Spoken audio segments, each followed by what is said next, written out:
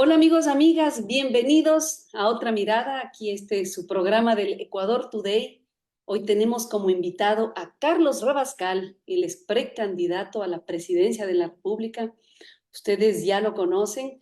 Y bueno, en este año de calentamiento electoral ya tenemos precandidatos y qué gusto que esté con nosotros Carlos Rabascal.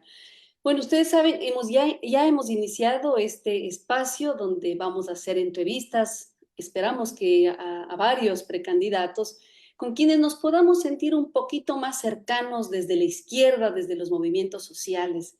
Y por ello, pues nos vamos a enfocar en identificar su visión del país, qué piensan sobre los grupos de poder, su posición frente a los temas de soberanía y la relación con los sectores populares y organizados. Estimado Carlos, qué gusto tenerte con nosotros. Te decía que recuerdo que nos conocimos en un evento en Ciespal ya hace algunos años. Nos presentó Carol Murillo, una querida amiga. Y en ese entonces, mira que ya fueron años atrás, te presentó como el futuro presidente del Ecuador. Yo tenía muy poco de conocerte, más te ubicábamos, ¿no? Por tu programa de comunicación, pero realmente nos diste una buena impresión, ¿no? La presentación que te hizo quizás sembró ahí, ¿no? Quizás algún interés de ver cómo va creciendo también este nuevo personaje de la política. Y te digo, la verdad, también tu cercanía con la Revolución Ciudadana quizás te dio ese halo de que quizás es de izquierda, progresista, y vamos a empezar por ahí. ¿Te consideras de izquierda, Carlos? ¿Cómo te consideras? ¿Qué le dirías a nuestra audiencia? Qué gusto que estés con nosotros.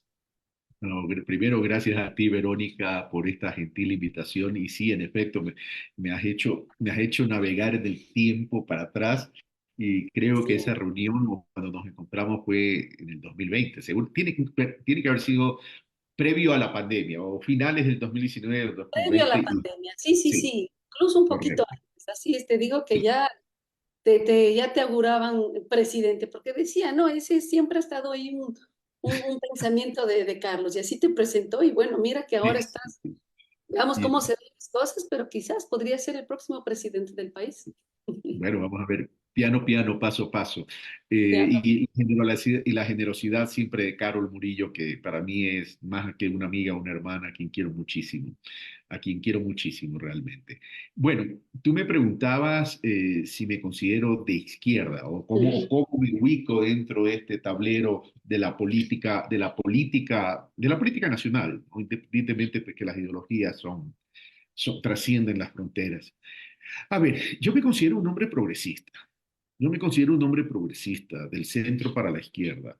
Ujú. Y para mí es importante el tema de las organizaciones sociales y ciudadanas. Yo no creo que el Ecuador pueda salir adelante y salir de la crisis actual que estamos viviendo, que es una crisis tremenda, tremenda, tremenda, si es que la sociedad no se organiza y si fundamentalmente no trabajamos desde la base social, desde las organizaciones sociales y ciudadanas. Pero decir de las organizaciones sociales y ciudadanas o de la base social, de pronto también caemos en uno de los principales pecados que ha cometido el Ecuador, que es ese hipercentralismo que incluso hasta en el propio desarrollo del pensamiento ideológico y desde el propio desarrollo de la política nos ubica tan solo en dos ciudades que se han convertido en los polos más importantes del pensamiento político ecuatoriano, que es Quito y Guayaquil, o Guayaquil y Quito, como quieras darle el nombre, ¿verdad? Cuando yo ya estoy hablando de todo esto, estoy ubicando que esa base que tiene que ser organizada tiene que ser transversal, tiene que ser transversal en todo el territorio ecuatoriano, en todo el territorio ecuatoriano. ¿Y por qué digo esto? Lo digo sencillamente porque el que recorre el país, y yo lo estoy recorriendo, no de ahora, lo estoy recorriendo desde hace mucho tiempo, veo el Ujú. gran abandono del Estado, veo un gran abandono del Estado hacia su población, hacia su gente.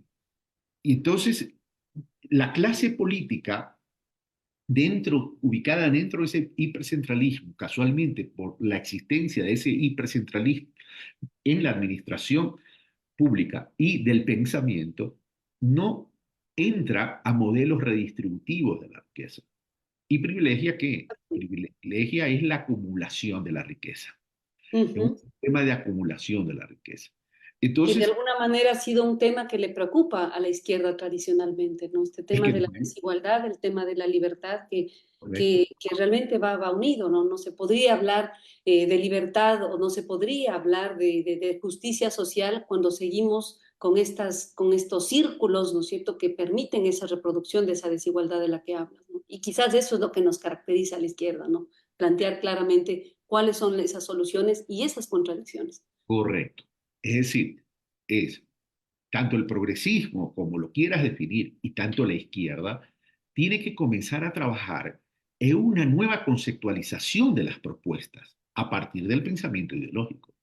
El problema en el Ecuador, y creo que en la región, en Latinoamérica, es que el progresismo como tal, y aquí un poco lo saca un poco la izquierda, no porque no forme parte del progresismo la izquierda o la izquierda no esté dentro del progresismo, es nos hemos quedado con lo que se hizo, pero no estamos sintonizando con lo que hay que hacer. Porque el mundo, independientemente que hayan llegado otros partidos y otras ideologías a gobernar el país, ¿verdad? Y tanto la izquierda y el progresismo desde hace 7 años que ya no gobierna, tiene que entender que las realidades del país y las realidades de las personas, de las ciudadanas y los ciudadanos, son distintas, porque ha habido un recambio generacional y ese recambio generacional se convierte en un nuevo elector. Y ese nuevo elector, por lo general, no mira para atrás, sino que mira el presente, mira la vivencia del hoy. Por tanto, tal como dice Álvaro García Linera, es el progresismo, la izquierda, tiene que entrar con una política y con una visión y con una propuesta disruptivas para poder enganchar, pero no enganchar tan solo por la lucha del poder y ganar, sino enganchar para poder generar una verdadera transformación en las estructuras políticas, económicas, culturales, educativas, etcétera, etcétera, etcétera. Entonces, Exacto, y quizás por ahí, precisamente por el tema que tú señalas, ¿no? Cómo desde el progresismo se ha enfrentado a atacar esas estructuras tradicionales que no nos ha sacado de de las contradicciones y de las crisis históricas que nos llevan a los latinoamericanos a seguir viviendo la vida que tenemos, ¿no? Quizás muchos de estos progresismos lo intentaron, pero como bien señalas a García Linera, y él lo menciona muy bien, quizás la deuda que tienen esos progresismos es no haber enfrentado los problemas estructurales que tenemos muchos países latinoamericanos. Y uno de esos que nos ha preocupado a la izquierda ecuatoriana es identificar quiénes son los grupos que detentan el poder en nuestro país. Desde la izquierda, Carlos, no sé si ahí coincides conmigo, lo vamos a analizar. Hemos visto que hay 5 grupos económicos que, aparte de tener un gran capital, detentan el poder político. En Guayaquil hemos visto 3. El Grupo Social Cristiano, liderado por Jaime Nebot, el Grupo Banco de Guayaquil, del expresidente Lazo y de su cuñado Danilo Carrera y compañía, y el unificado Grupo Novoa, ¿no?, que actualmente está representado por el presidente Daniel Noboa. En Quito identificamos a 2 grupos, Carlos. El grupo financiero Banco del Pichincha, con voceros como Antonio Acosta, Fidelegas, y el grupo Produbanco del fallecido Rodrigo Paz, que bueno, hemos visto en sus buenos momentos todo el poder que lograron aglutinar. ¿Cuál es el problema en Ecuador? Y así lo vemos nosotros, es que las disputas entre estos grupos, ¿no es cierto?, por el poder político, nos mantienen en una crisis política permanente, ¿sí?, que no nos permiten consolidar ni un proyecto de nación, no ni un proyecto de país. Digo, cosas que otros países latinoamericanos, pensemos en la misma Argentina, el Brasil, México, no lo lograron solucionar. O sea, por ejemplo, en México sería imposible pensar que un Carlos Slim llegue a ser presidente. Pero en nuestro país, aún aquellos que detentan estos grandes capitales, ¿no es cierto?, un Lazo, un presidente Novo en este momento, llegan a ser presidentes. Entonces, cuando llegan al Estado, hacen del Estado, pues, su botín económico, ¿no? Y estos grupos oligárquicos, pues, realmente no nos han dado al país la salida que necesitamos. ¿Actuará el presidente Carlos Rabascal con independencia de estos grupos de poder fáctico? definitivamente sí, Verónica. Pero el tema aquí en el que tenemos que enfocarnos es en el cómo hay que lograr. Porque Ujú. una cosa es verbalizar. Verbalizar como escribir, todos tenemos las mismas capacidades, las mismas potencialidades y todo. Así es, Pero, así. pero el tema es cómo ¿Cómo lo lograrlo. haces? ¿Cómo lograr? Tú has mencionado 5 grupos, ya vimos, así, pero mira tú cómo es el centralismo en todo nivel. Tres de Guayaquil. Es un país centralista, claro, Sí, es un claro, país centralista, ¿no? Que eso habrá que desactivarlo, pero es así. claro. Entonces, pero resumámoslo, ¿no? Es decir, estamos hablando de una élite del sistema financiero nacional Ujú. y estamos hablando de una élite de la producción que están asociados a la política. Es decir, en la derecha, el poder económico y el poder político es uno solo, por más que entre ellos se puedan pelear en algún momento. Pero el Así es. objetivo no cambiará para ellos. El Ujú. objetivo es el de acumulación, el de objetivo ellos de concentración. Y cuando hablo de concentración me refiero es a la concentración de poder. Entonces, para ese modelo neoliberal, para ese modelo de la extrema derecha, ¿verdad? Ellos lo que te construyen es una estructura de vida de una nación donde pocos tienen mucho y muchos tienen poco, y donde esos pocos que tienen mucho son los privilegiados a tomar las decisiones por el país, por el Ecuador, por todo el pueblo ecuatoriano. Entonces aquí viene una pregunta, y la pregunta es, si la derecha siempre ha destruido al Ecuador, y me refiero a esa extrema derecha que después se abre también a esa extrema llamada neoliberal, etcétera, etcétera, etcétera, ¿qué es lo que pasa? Que luego de 10 años de un gobierno que reivindicó libertades, que reivindicó derechos, que sí generó una transformación muy buena, muy interesante, ¿verdad? Que todo el mundo la reconoce, que evidentemente tuvo errores, porque nadie es perfecto, que del balance general sale ganando, etcétera, etcétera, permitió desde el año 2014 ese resurgimiento conservador en el Ecuador, que venía también acompañado en la región. Pero ¿qué pasó?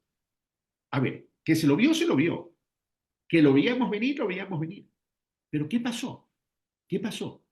¿Qué pasó que permitimos eso? ¿Qué pasó que no fuimos capaces de poder desarticular esos grupos de élite que han venido en esa acumulación de poder y en esa acumulación de riqueza? Ujú. Y lo que es peor, llevamos 7 años de estos gobiernos, porque has mencionado solo a Lazo y Noboa, ¿verdad? Pero nos estamos olvidando de Moreno. Es decir, eso significa que ese Bueno, el Moreno sería, como lo diría Jaime Roldós Aguilera, un recadero de la oligarquía, ¿no? No vamos a decir que Moreno es un poder oligárquico, fue no, una pero, pieza más de estos grupos, eso no pero, hay que pero es que a olvidarlo. eso voy, a eso voy. Si ellos no llegan por sus propios medios, tienen la capacidad de secuestrar el poder, Así es. ¿ya? Entonces, mira todos estos elementos que estoy hablando. Sí, Mira todos sí. estos elementos que estoy hablando. Entonces, eh, lo primero que tenemos que hacer entonces es desactivar desde el progresismo hacia la izquierda, tenemos que desarticular la tortícolis de nostalgia en la que está viviendo la izquierda y el progresismo o la izquierda progresista. Bueno, y vamos a pasar a un segundo tema que, como tú bien dices, darles respuestas a la gente en lo que nos puede dar de tu mayor garantía de la vida, ¿no? Un tema de Ujú. estos, como tú bien y lo señalaste al inicio, es el tema de la seguridad, incluso el tema de la soberanía que hoy se ve atacada, ¿no? Todas las encuestadoras hemos visto que nos dicen que la principal preocupación sigue siendo la seguridad. Pero que hemos visto que las políticas de los últimos gobiernos, incluso la del actual presidente, sigue siendo políticas que en lugar de disminuir las tasas de asesinatos, pues incrementan, ¿no? Incluso los últimos datos nos siguen asombrando, ¿no? Imagínate, antes teníamos 5,6 por cada 100.000, hoy tenemos un 46 por cada 100.000 habitantes. Esto es gravísimo, nos pone entre los países rojos de América Latina. Aquí yo creo que no se está atacando o no se está tocando un punto, ¿no? De esta insensibilización, de esta campaña, ¿no es cierto?, de guerra, donde a los ciudadanos nos ponen o nos presentan estas muertes como banderas, ¿no? Como la bandera de guerra. Estamos hablando de más de 20.000 personas asesinadas, Carlos, que nadie está diciendo que estas personas corresponden a uno de los quintiles más bajo del país, ¿no? Son los empobrecidos de nuestro país. Ujú. ¿No verías tú en esta política de guerra contra la delincuencia, sí, una especie de limpieza social como la que ya se hizo en Colombia, por ejemplo, como la que se intentó en algún momento en el Brasil, incluso en México, que logró ser de alguna forma parada, ¿no? Pero ¿no estás viendo que quizás esta solución de guerra interna, con una injerencia directa de Estados Unidos, una injerencia ya hemos visto también de un país como Israel, ahora Colombia, donde claramente hemos visto que sus políticas de guerra, no solo el caso actual, por ejemplo, en Ucrania o lo que está viviendo el pueblo palestino, ¿no? Lo que vive los resultados del Plan Colombia, nos dicen que esta política es errada. Carlos, ¿cómo el presidente Carlos Rabascal enfrentaría este problema? Bueno, ha sido muy generosa al asignar un adjetivo calificativo de errado.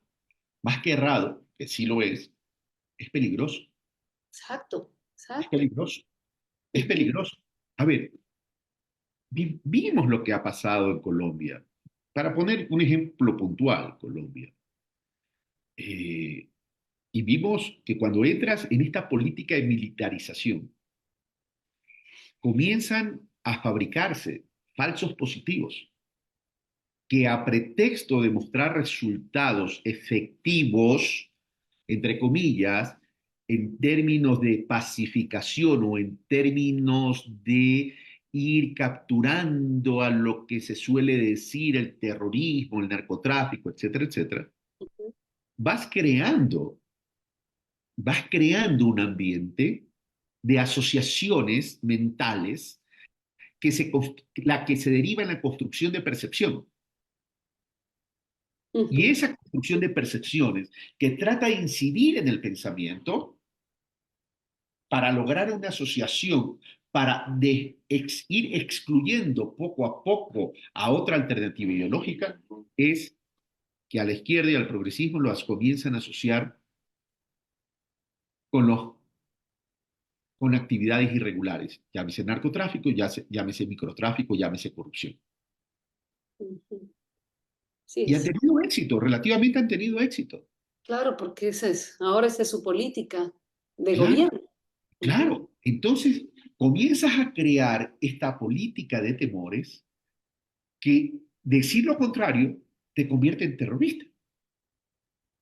Decir lo contrario, porque además tienes que entender que la acumulación no solamente es económico y de poder político, sino también mediático, ¿no? ujú, ujú. Entonces, no hemos sabido desactivar eso. ¿Cómo enfrentarlo entonces?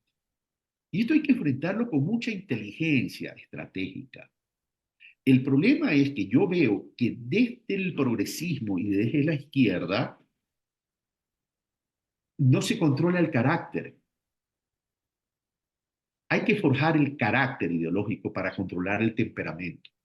Porque cuando caemos, cuando permitimos que el temperamento actúe, perdemos la claridad en la mente.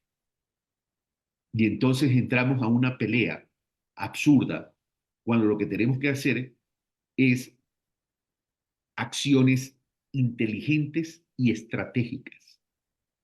Y Danos estratégicas. una o dos soluciones. ¿Qué harías tú, A Carlos? ver, primero recuperar la base social. O sea, tú no tienes que sacar un boletín de prensa para decir estoy recuperando la base social. O sea, Ujú, recuperar la base social, reagruparnos con las organizaciones sociales y ciudadanas, comenzar a crear escuelas políticas de las tendencias de los distintos corrientes o partidos que puedan existir, comenzar a recorrer el país, es decir, recuperar la capacidad movilizadora, pero por otro así es. lado también llevar propuestas concretas pues, para recuperar el poder. Ah, vamos a recuperar la patria. Sí, pero ¿cómo? ¿Qué me ofreces? Porque si tú vas al sector donde ya eres fuerte, no te vas a decir que quieres que nos aplaudamos nosotros mismos.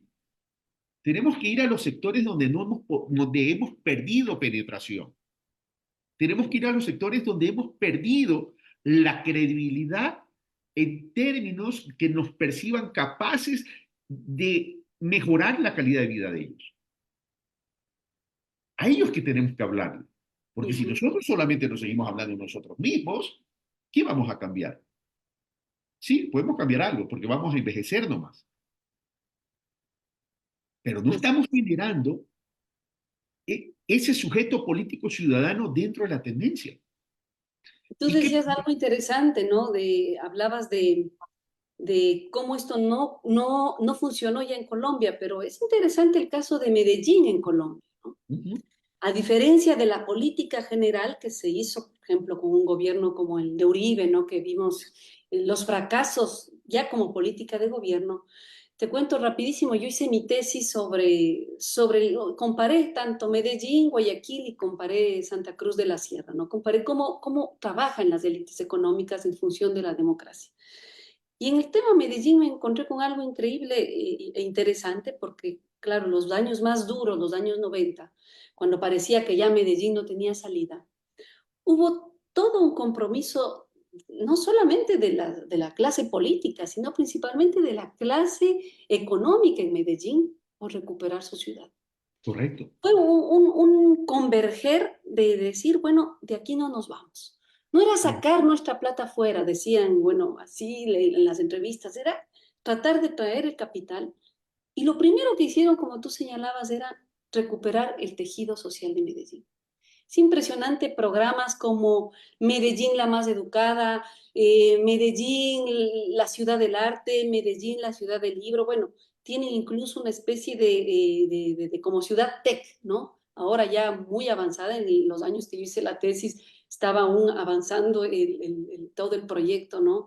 Pero es impresionante la apuesta que se hizo por recuperar el tejido Correcto. social Y en los por, barrios más populares, bibliotecas, centros de rehabilitación, centros donde los jóvenes podían asistir, no, no solamente temas para darles trabajos prontos, ¿no? Sino prepararlos incluso para una carrera universitaria. ujú, Y ujú. gracias a eso, mira, Medellín pasó de una realidad totalmente, pues, de ser las ciudades rojas a nivel mundial a una de las ciudades ejemplo en la región. Una ciudad Ya, próspera y además exacto, con una una ciudad ciudadanía echada próspera, para adelante.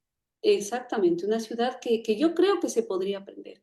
Uno Sí, de mira, los mira. problemas era exactamente cómo la élite o estos grupos oligárquicos que hemos mencionado ven al Ecuador, ¿no? Y cómo en lugar de entrar al tejido social y poner todo lo que se pueda hacer para sacarlo adelante, realmente nos criminalizan. Ese es Tenemos, el tema de la tenemos que política de guerra. comenzar, Ujú. tenemos que comenzar a hacer todo lo contrario a lo que se está haciendo hoy desde el progresismo y desde la izquierda.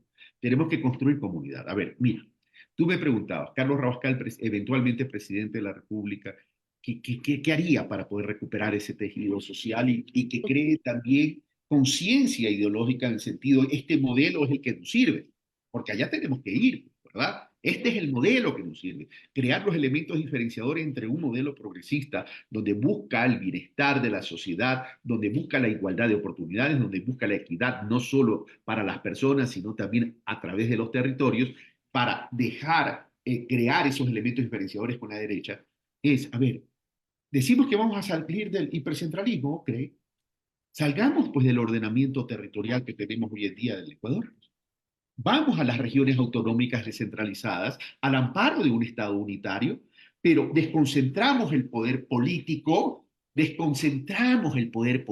esto es para la derecha como para la izquierda, desconcentramos el poder político acumulativo de poder o acumulativo de riquezas, ¿verdad? Y permitimos a través de regiones que agrupen varias provincias, que se caractericen por reconocer cuáles son sus potencialidades productivas, ¿verdad? Sociales, culturales, de identidad, ¿verdad? Que sean sus propios protagonistas a través de su visión de desarrollo, a través de su planificación de desarrollo, a través de la administración de sus propios recursos, asignando, pues evidentemente a lo nacional lo que le corresponde a lo nacional en un porcentaje. Pero ya estamos hablando de autonomía. Entonces acercamos la política a las poblaciones regionales a través también de gobernadores elegidos popularmente, ¿verdad? Entonces comenzamos ¿a qué? A convertir nuevos sujetos ciudadanos políticos regionales, pero también los convertimos en nuevos actores económicos, productivos, generadores de nueva riqueza. Y comienza la descentralización y comienza la desconcentración y las regiones comienzan entonces a activar la economía y comienzan no solamente que activar la economía, sino activar la redistribución de la riqueza, porque si tú construyes nueva riqueza, construyes nuevos tejidos socioproductivos, estás distribuyendo esa riqueza, estás distribuyendo la producción y formalizas producción para formalizar trabajo y creamos una nueva institucionalidad socioproductiva en el Ecuador. Y a partir de todas esas fortalezas, ¿qué vas a hacer? Incorporas un principio de economía social, que son los sistemas cooperativos de trabajadores asociados, de pequeños productores asociados, de producción, comercio y servicio para romper cadenas de intermediación y para que esa generación productiva y de nueva riqueza sea la base socioproductiva de cada una de las regiones, la que vaya creciendo y fortaleciendo. Entonces ahí sí vamos, esa simetría existente hoy la vamos a ir cerrando e ir creciendo y por encima de ello. Pero Mm. esas son las cosas que tenemos que comenzar a hacer. Esas son las cosas que tenemos que llevar. Hablar de una reforma al modelo educativo también, porque ese modelo educativo que tenemos hoy es caduco. A ver, no puede Bueno, ser. digo, antes de que te vayas de la descentralización y, o sea, creo que hay toda una estructura que la misma Constitución, ¿no? Ya, digo, no, de alguna manera nos marca, ¿no? Una posibilidad de generar estas descentralizaciones, incluso un camino a que las regiones, por ejemplo, tomen más autonomía, tomen más liderazgo, pero yo creo que es un problema de voluntad política. Este centralismo que tú señalas, Efectivamente, ¿sí? totalmente de acuerdo contigo. Es un centralismo que beneficia a estas estructuras que estamos llevando. Entonces, sería interesante que se A las ponga cuales en queremos marcha combatir, entre el paréntesis, gran ¿no? proyecto de la descentralización. Que ojo, que el presidente Petro, por ejemplo, en Colombia, lo ha dicho, eso que es un país que ha avanzado mucho en la descentralización. Ellos tienen toda una secretaría de la descentralización y que está enfocándose en precisamente lo que tú señalas, cómo acabar el problema de la violencia, el problema del microtráfico, cómo acabar el problema que tienen estas regiones que han estado abandonadas por el Estado, es empoderando estas regiones. Ya quisiéramos tener un Esmeraldas, por ejemplo, con un poder autónomo, ¿no es cierto? Un poder que genere desde sus propias potencialidades soluciones y que no las soluciones sigan viniendo desde un poder centralizado que pues no está entendiendo, se ve lo que está ocurriendo en Esmeraldas, por ejemplo, ¿no? Entonces, desde ahí coincidimos contigo y yo diría hay un temita más para cerrar el tema de seguridad, Carlos, que yo diría que al hablar, ¿no es cierto?, de este flagelo, por ejemplo, como es el narcotráfico, hay que tener presente que no solamente es un problema nuestro, ¿no? Como nos quieren hacer ver, este es el problema del Ecuador, este es el problema de los Mundial. colombianos, no, no. Aquí hay un problema donde los consumidores están, sí, en Norteamérica, los consumidores están en Europa principalmente, y es realmente, digo, injusto para una región que está aún en vías de desarrollo que nos echen todo el problema de la solución de esta guerra a nosotros, ¿no? ¿Dónde está el problema de la producción? Quizás aquí. ¿Y quién la comercializa? ¿No? Esta guerra no es nuestra y nos la están viendo como que es nuestra. Y nos están poniendo aquí, pues, no solamente el presupuesto, y vamos a decir entre comillas, sino también estamos poniendo aquí los muertos de quizás un negocio que es muy lucrativo y que ni la Europa ni Estados Unidos están haciendo mayor cosa para solucionarlo. ¿Cómo ves tú el tema de la injerencia de Estados Unidos, ¿no?, en el tema del narcotráfico en la región? A ¿Y ver, cómo solucionarlo? Eh, y eso me lleva a hablar del tema de seguridad y también y cómo Sin activar duda, sin una seguridad fuerte, eficiente, pero que la seguridad tampoco la podemos entender, mi querida Verónica, tan solo desde la fuerza, ¿no? O sea, duda. sí, necesitamos fuerzas de seguridad, eso es obvio y evidente, ¿verdad? La necesitamos, pero vamos viendo el tema, ¿no? ¿Cuál es la política de seguridad que necesitamos? ¿Es solo la política de militarización de las calles? Y ¿Qué desde es lo ese que punto nos de vista, propone? entonces tenemos que recuperar el concepto de institucionalidad de la seguridad, porque la seguridad tiene que estar atada al bienestar, y en el bienestar entran otros elementos que no son las armas. ¿Ya? Entonces, a ver, ¿cuál es la política criminalística del Ecuador? Tenemos que crear una política criminalística del Ecuador, no de persecución, pero sí necesitamos pues una política criminalística como cualquier nación. ¿Cuál es la política de las cárceles? Es decir, ¿van a ser cárceles o van a ser centros de rehabilitación social? ¿Cuál va a ser la política institucional de la seguridad? Vamos de nuevo a recuperar el Ministerio de Justicia, que es importante, que yo lo haría y lo voy a hacer, ¿verdad?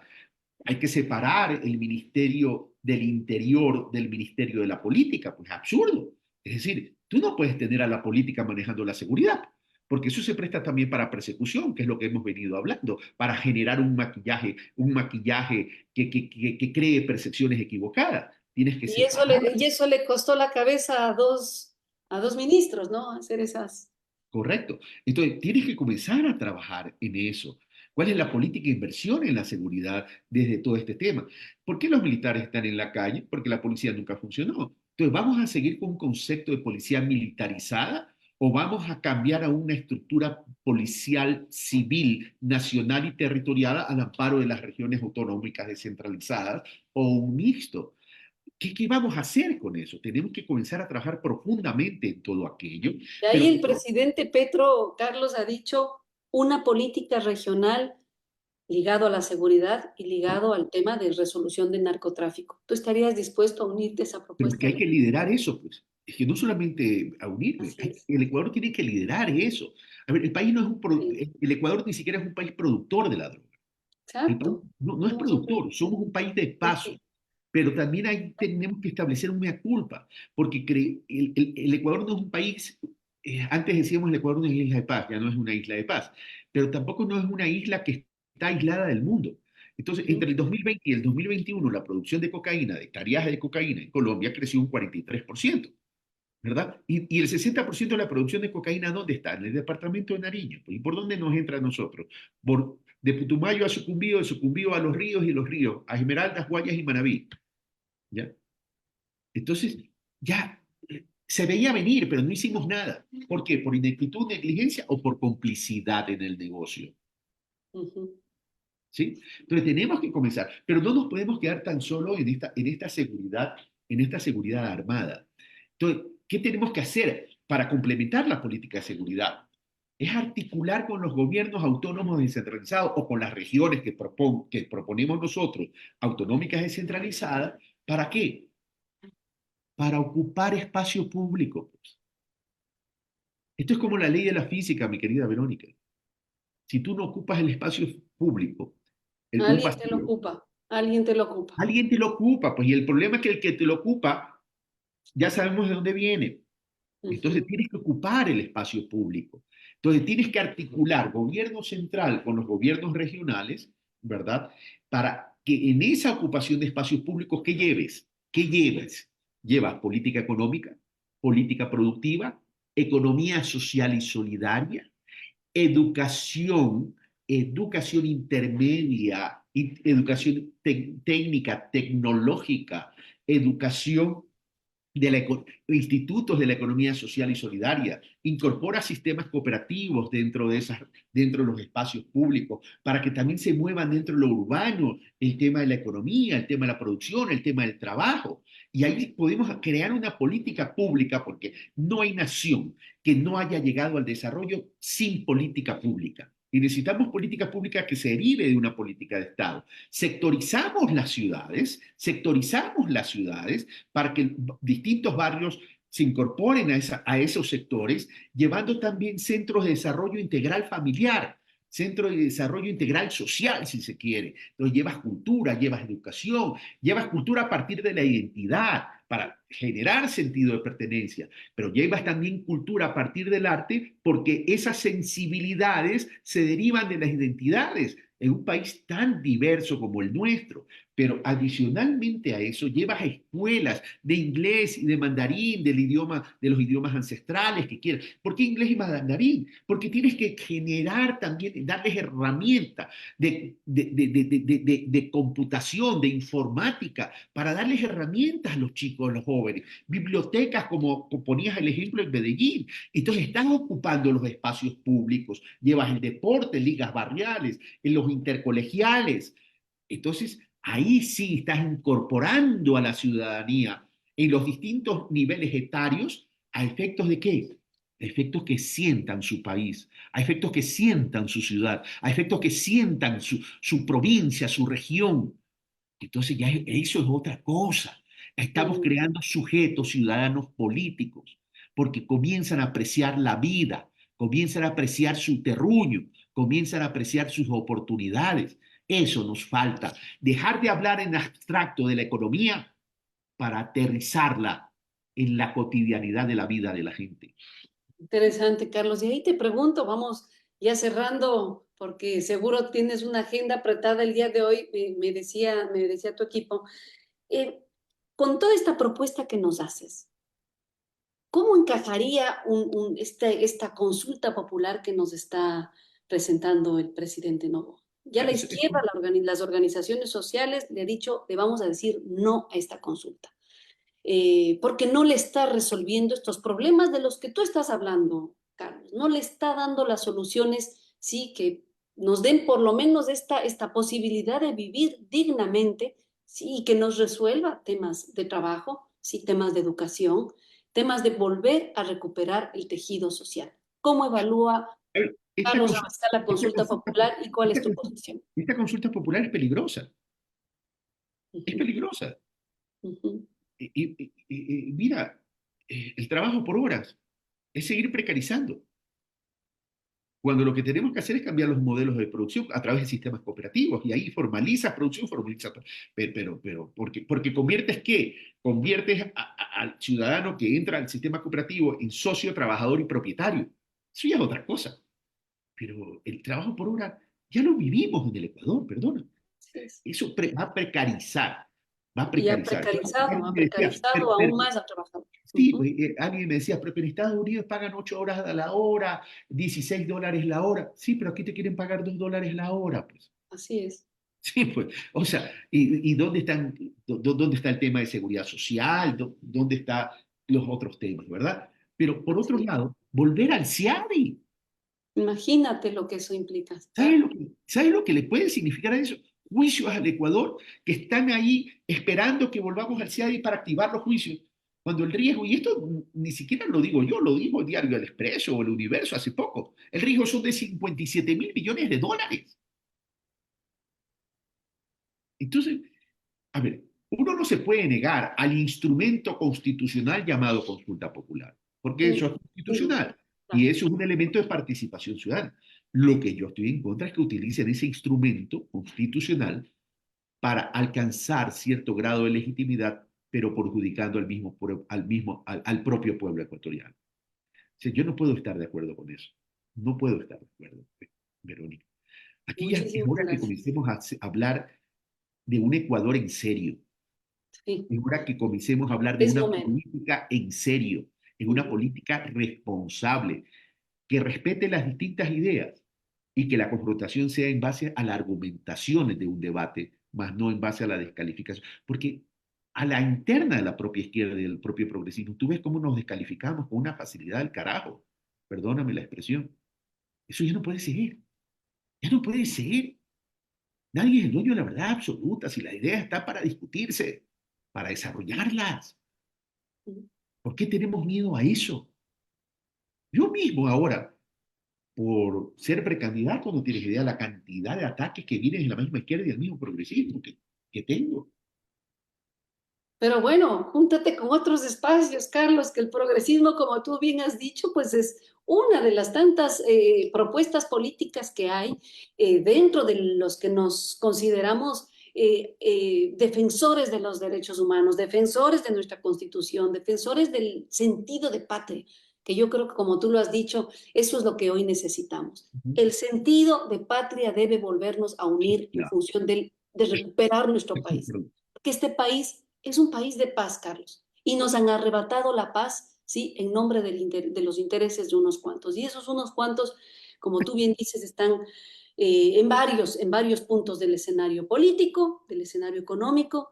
Creo que hoy no podemos darnos otra posibilidad de equivocarnos, no podemos volvernos a equivocar. Y yo digo, qué bueno que haya liderazgos como el de Carlos Rabascal, interesante tus propuestas, me ha gustado mucho este diálogo, compartiremos esta entrevista, Carlos, y realmente te deseamos lo mejor en tu campaña. Así que va en pie la campaña de Carlos Rabascal, asumimos que sí, ¿verdad? Sí, por supuesto que sí.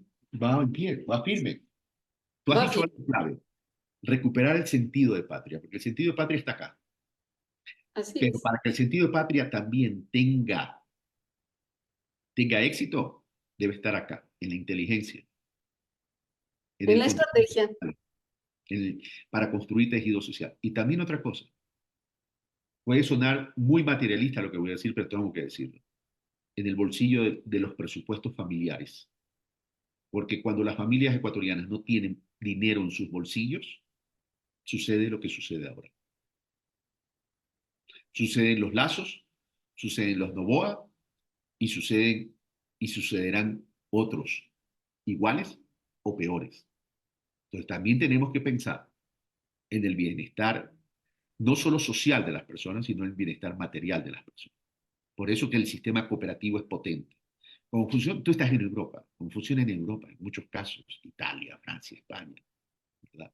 Y el otro tema es, entendamos que tenemos que mover al Ecuador, tenemos que movilizar al Ecuador y tenemos que transformar estructuras. No es fácil, no es fácil, pero No en es este fácil. punto tenemos que ponernos de acuerdo, porque si no nos ponemos de acuerdo, simplemente nos convertiremos en tendencias y en políticos de cafetín. Y no estamos para eso ahora. Y esos no ganan. Así Eso no que gana. a armar motores, a armar esa gran unidad, Carlos, que yo creo que tienes la fuerza, el liderazgo para armar esto que sin duda permitirá que el Ecuador tenga nuevas respuestas a la crisis que vivimos. Yo te agradezco muchísimo y a ustedes, amigos, amigas, por acompañarnos en este diálogo. Si ven esta entrevista, ya saben, compartan que son estas voces que le dan más sentido a la política de nuestro país. Suscríbanse también a nuestra página y bueno, les esperamos en una próxima oportunidad. Chao, Carlos. Muchísimas gracias. Verónica, muchas gracias, un fuerte abrazo, ¿ah? Y Un espero que nos abrazo veamos también pronto. para ti. Así Chao. será. Chao.